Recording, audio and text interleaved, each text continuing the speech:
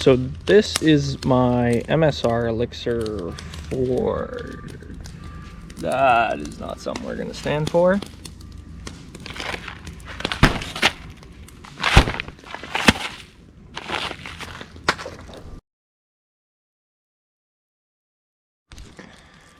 Hello everybody, here we have my MSR Elixir 4 tent. As you can see, I'm out camping right now on an island. That'll be a totally different video, but for now we're going to focus on the tent. I've had this for 3 years now, I want to say. I don't know why I've never done a video on it. It's like the main piece of equipment I have. So as you see, the tent with the Rainfly on it. I got the vestibule open with some stuff in here. We probably only have like 24 inches at the biggest part, which you're never going to use. So yeah, obviously a triangle. And we have another one on the other side that I have open right now because I'm trying to get some airflow through it. One thing I find with this tent is it lacks airflow when the Rainfly is on it, but it does give you the privacy. So if you look inside, you'll see all the windows and the ceiling. You kind of do have the corners, I suppose. It's kind of like a hexagon shape, and then a square on the bottom, as you can see my sleeping pad. So yeah, second vestibule is good. I just have the tent bag in there and the bag for my chair. We have these little windows just with a little bar.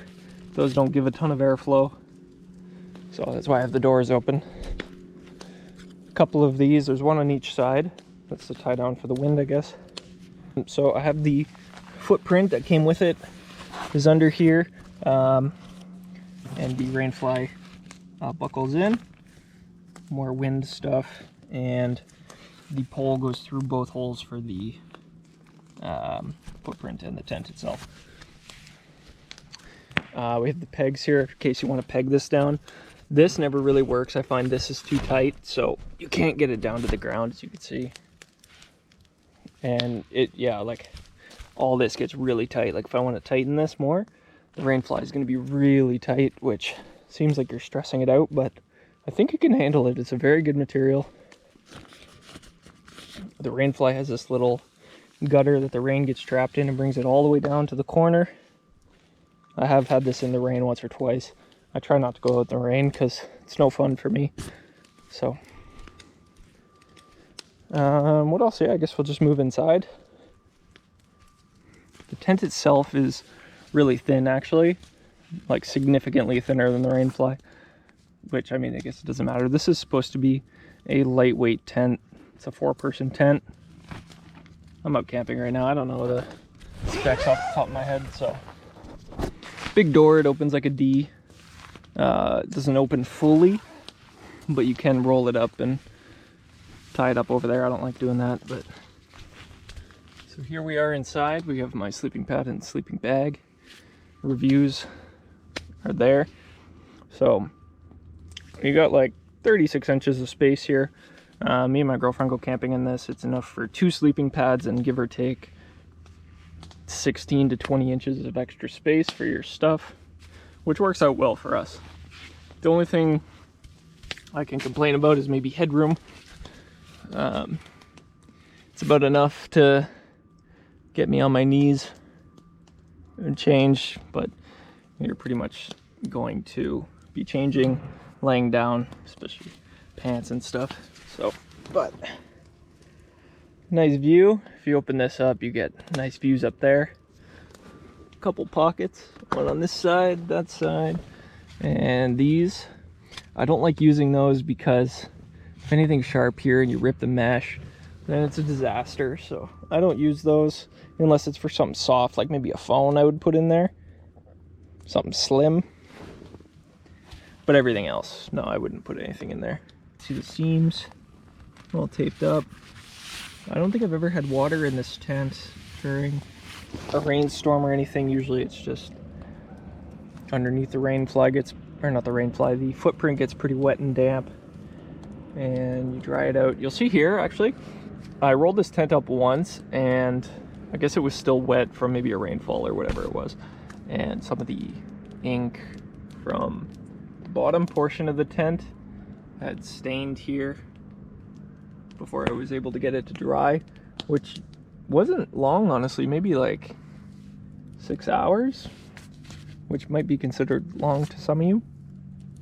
And yeah, you can see down in your corner here how nicely stitched that is, all up reinforced. All the stitching along here is double. It's a very well built tent. Putting the tent on the poles itself is just little plastic hooks, and it gets really tight. Like you can see here, it's really tight, but it survived. Honestly, I was a little stressed at first, but it's good to go. There's a little loops here if you want to put up a clothesline or something to all four corners. Zippers are not super big. They feel kind of flimsy, but they've done good so far. I've never had any problems.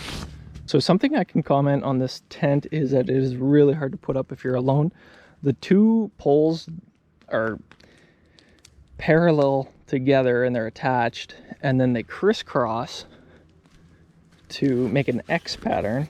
And man, it is just real hard to put up alone. I've kind of figured out a technique now where each corner you put it in, and then you stake it down with one of the pegs. I might be able to put a time lapse of that if I have it still. And then there's the center post that goes across here. You can kind of see it's not in line with the seam, and it never is. But it's held up fine, and every time I've set it up, it. So coming in again, you see some dirt on here on the floor. It is really easy once you have all your gear out at the end of the trip. You just literally lift up the tent and dump the dirt out the door, because it's such a light tent. You can do it no problem. And that is one thing I really love about this tent, is every time I unpack it, it's not dirty. I don't have to sweep it. I literally just lift up the whole tent. So okay, good morning. So we are on to the next day of my camping trip, and just packing up to go home. You could see the tent itself now without the Rainfly. So what I was mentioning yesterday was these rods are connected with this pivotal something or other. So it's two straight rods, and then you kind of arc them together. It's a real pain in the ass. And then this one just goes over top.